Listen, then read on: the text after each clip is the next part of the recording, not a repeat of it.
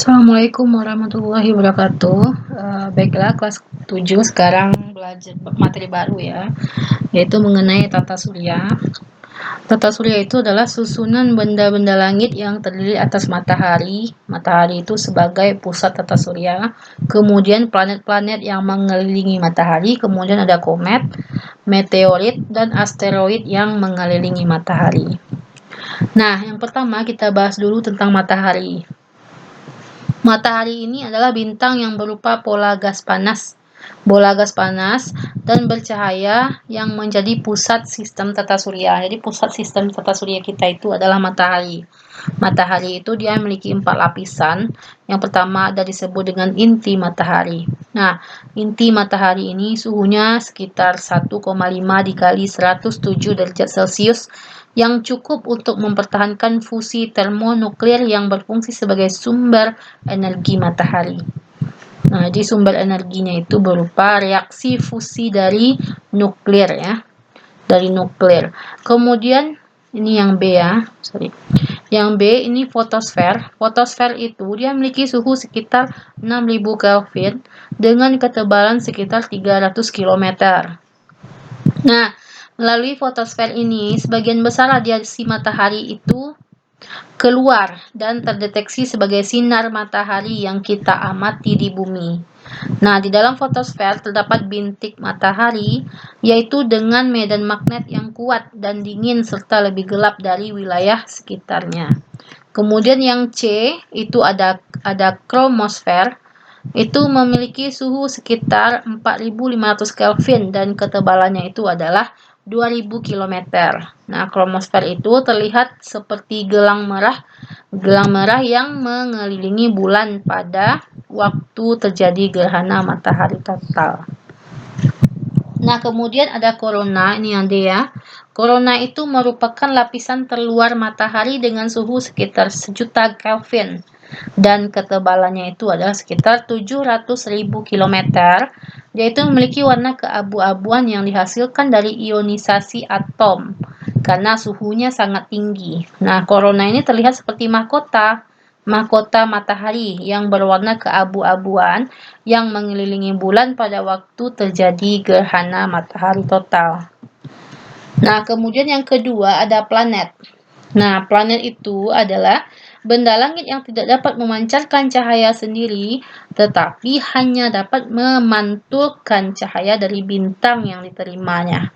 Bintang itu bisa berupa matahari atau bintang-bintang lainnya yang pokoknya yang menjadi sumber cahaya. Jadi matahari itu merupakan bintang juga ya, karena dia menghasilkan cahaya sendiri. Nah, planet itu terbagi menjadi dua, ada planet dalam, ada planet luar. Nah, planet dalam itu adalah planet yang letaknya dekat dengan matahari atau disebut juga dengan planet terestrial namanya.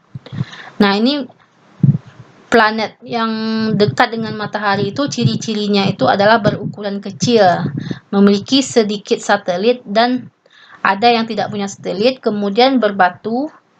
Nah, kemudian dia sebagian terdiri dari mineral yang tahan terhadap api ya, seperti silikat yang membentuk kerak nantinya, yang membentuk kerak dan mantel, serta logam yang seperti besi dan nikel yang membentuk inti. Nah, planetnya itu ada 4, ada Merkurius, Venus, Bumi, dan Mars. Nah, kemudian di planet dalam ini juga memiliki atmosfer yang cukup besar. Nah, untuk menghasilkan cuaca dan juga memiliki kawah dan fitur permukaan tektonik seperti lembah retakan dan gunung berapi. Nah, kemudian yang kedua ada planet luar. Planet luar ini juga disebut sebagai planet Jovian.